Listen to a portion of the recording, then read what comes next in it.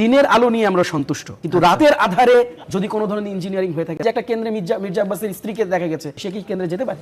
সেখানে যদি আমার মা যেত, আই সোয়ার আমি সেখানে শব্দ উচ্চারণ করতাম। যদি ভোট ইঞ্জিনিয়ারিং এর কলঙ্ক বিএনপির গায়ে লাগে, এটা বিএনপির জন্য হবে সবচেয়ে বড় ডিসক্রেডিট।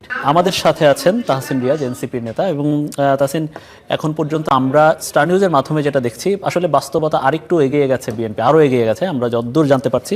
তারপরে আমাদের হাতে আসা বিশ্বস্ত সূত্রে স্টার নিউজের হাতে আসা যে তথ্য, সেটা হচ্ছে 35 আসন পেয়েছে 299-র মধ্যে বিএনপির জোট, এবং 14 আসন পেয়েছেন জামাত এনসিপি জোট। এবং বলছিলাম যে বাস্তবতা আরও বেশ, ফলাফলটা ঠিক এই মুহূর্তে আসলে কি, মানে কেমন, এই কিভাবে বিশ্লেষণ করবেন বিষয়টা?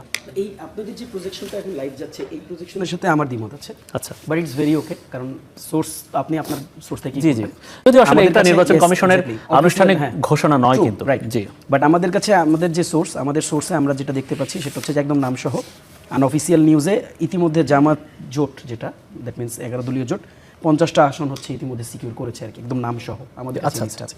আপনি যদি দেখতে চান সেটা আমাদের এখানেও আছে, পেজগুলোতেও আছে, এবং জামাত ইসলামী অফিসিয়াল পেজে অলরেডি নাম সহ পিন পোস্ট করা আছে। আচ্ছা, এবং তাদের পক্ষ থেকে আরেকটা পোর্টাল ওপেন করা আছে, সেখান থেকেও আপনি এই নিউজগুলো পেতে পারেন। কাজেই ইটস ভেরি ওকে, কারণ দিন শেষে তো আসলে এগুলো আনঅফিসিয়াল ফলাফল, অলমোস্ট কনফার্ম ফলাফল এখানে তারা দিয়েছেন, এবং আপনারাও আপনাদের সোর্স থেকে হয়তো দিচ্ছেন, সেটা আপনাদের মতন করে দিচ্ছেন আর কি। তো ব্যবধানটা আমার কাছে মনে হচ্ছে যে ব্যবধান থাকবে, এখানে ভালো ব্যবধান থাকবে, এখন পর্যন্ত যেটা অনুমেয় হয়তো একটা ভালো ব্যবধান থাকবে। তবে আমরা যে জিনিসটাকে এনজয় করতে চাই সেটা হচ্ছে যে সুষ্ঠু ভোট হয়েছে।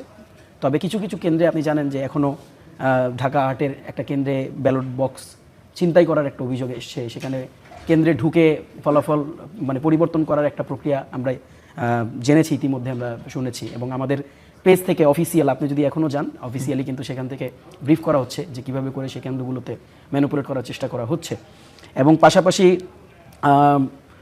আমি আপনাকে বলতে পারি যে ঢাকা 13-তে অলরেডি এটা কনফার্মড একটা নিউজ যে সেখানে ব্যালট বক্স ছিনতাই করা হয়েছে, আচ্ছা, একটা কেন্দ্রে আর কি। তো এই ধরনের ঘটনা, আমরা তো আসলে এই ধরনের ঘটনাগুলো দেখতে চাই না, এই ঘটনাগুলো সাক্ষীও আমরা হতে চাই না। আমরা নতুন প্রজন্ম যারা রাজনীতি করতে এসেছি, যেই রক্তের উপর দিয়ে আমরা এই রাজনীতিটা করতে এসেছি, দেখেন মানে আমি আজকে বলছিলাম আমাদের আসনে, আমি যখন আজকে কেন্দ্রের সামনে ছিলাম, দেখছিলাম যে একটা বিরাট ইয়াং গ্রুপ অফ ছেলেপেলে, অলমোস্ট হচ্ছে ইয়াং এইজের ছেলেপেলে, সবাই হচ্ছে আপনার একটা নির্দিষ্ট দলের কার্ড ঝুলিয়ে অলমোস্ট 15 থেকে 20 জন, যেই জেস্টারে হেঁটে যাচ্ছিল। তো আমি জাস্ট বলছিলাম যে তোমরা just look at the other voters, ওই জেস্টার, ওই যে মানে রংবাজি টাইপ, আপনার যে আপনার কিশোর গ্যাং টাইপ যে জেস্টারটা, এই জেস্টারটা আসলে ভাই বাংলাদেশের মানুষ এখন নিতে রাজি না, দেখতে রাজি না, এটাকে অ্যাপ্রিসিয়েট করতে রাজি না। এবং আপনি দেখবেন যে বিএনপির অভ্যন্তরে যেই রাজনৈতিক মানে সংগঠকরা রয়েছেন, যারা ভালো রাজনীতিটা করতে চান, আছেন তো, নাই তো তা না, নতুন রাজনৈতিক বন্দোবস্তের সাথে যারা নিজেদেরকে অ্যালাইন করতে চান, তারাও কিন্তু এগুলোকে অ্যাপ্রিসিয়েট করেন না, করতে চান না। আচ্ছা, কিন্তু দেখেন আপনি আনফর্চুনেটলি কি হয়েছে, মানুষ কিন্তু এগুলোকে আসলে মানে ডিনাই করছে, বিভিন্ন জায়গায় অলমোস্ট আমরা দেখছি ডিনাই করছে। কাজেই যেসব জায়গায় ভোট কেন্দ্রে এখন পর্যন্ত বিভিন্নভাবে ইনফ্লুয়েন্স করার চেষ্টা করা হচ্ছে, যে ইলেকশন ইঞ্জিনিয়ারিংয়ের গল্পগুলো আমরা এখন পর্যন্ত বিভিন্ন জায়গায় শুনছি, যেমন আপনি দেখেন এখন ঢাকা 8-এর কিন্তু ফলাফল অলরেডি আনঅফিসিয়াল ফলাফলগুলো কিন্তু দেওয়া বন্ধ আছে, এবং এটা ঢাকা 8-এর যিনি প্রার্থী নাসিরউদ্দিন পাটোয়ারি, তিনি তার অফিসিয়াল পেজ থেকে জানিয়েছেন। এবং আমাদের ইলেকশন পরিচালনা committee, I am one of the members, election পরিচালনা কমিটির পক্ষ থেকে অফিসিয়ালি আমরা এটা জানিয়েছি। এবং আপনি দেখবেন যে ঢাকা 13-তে আমাদের যিনি মানে জোটের প্রার্থী আছেন আল্লামা মামুনুল হকের কেন্দ্রেও কিন্তু লম্বা সময় ভোট আপনার করে রাখা হয়েছিল, অফ করে রাখা হয়েছিল ফলাফল ঘোষণা করা। এবং সেম গোজ টু ঢাকা 17, আপনি দেখেন ঢাকা 17-তে ইতিমধ্যে বিএনপির অফিসিয়াল পেজ থেকে হচ্ছে ফলাফল ঘোষণা করে দেওয়া হয়েছে, কিন্তু ঢাকা 17-তে কেন্দ্রে দাঁড়িয়ে লোকজন আপডেট দিচ্ছে যে ঢাকা 17 এখন অনেক কেন্দ্রে ফলাফল ঘোষণা করা হয়নি। কাজেই দেখেন এই ধরনের যদি ফারাক থাকে তখন কি হবে, দেখেন আমি যেন বারবার আপনাকে যখন প্রথম রাউন্ডে আমি বলছিলাম, আমি জানি না আপনি কতটা খেয়াল করেছেন কিনা, আমি কিন্তু বারবার বলছিলাম যে দিনের আলোতে যতটুকু আমরা দেখেছি, দিনের আলো নিয়ে আমরা সন্তুষ্ট, কিন্তু রাতের আধারে যদি কোনো ধরনের ইঞ্জিনিয়ারিং হয়ে থাকে, দেখেন আমি এই কথাটা আগে অনেক জায়গায় বলেছি, আমরা তো আসলে ছোট মানুষ, কেবল আমরা রাজনীতিটাকে কাছ থেকে দেখা শুরু করেছি।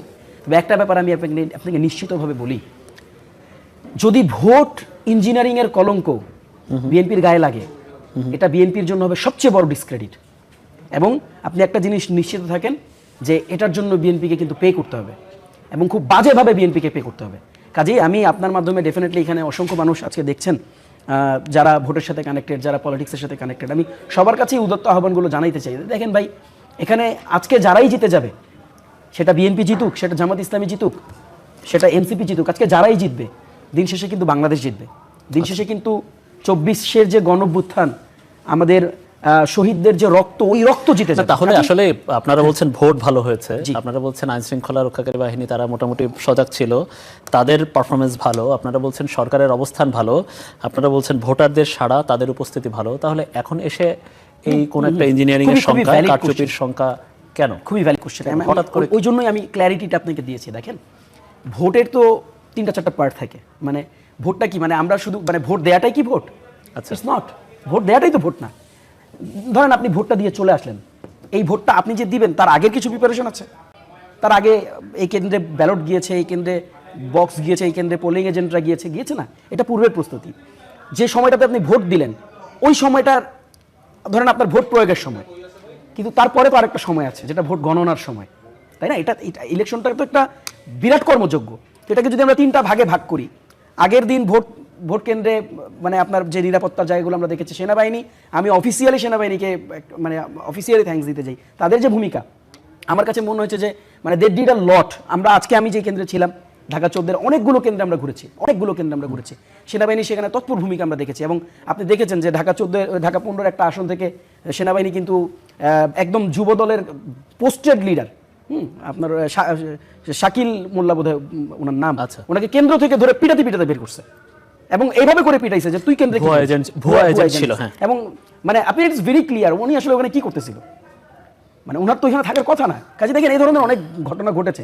তো আপনি যেটা প্রশ্নটা করেছেন যে আমাকে তো এখন আমি কি অন্ধত্বের মতন কমেন্ট করবো, আপনি নিশ্চয়ই সেটাও চাবেন না যে আগেকালের জামানার পলিটিশিয়ানরা যেভাবে করে করতো কমেন্ট সব খারাপ।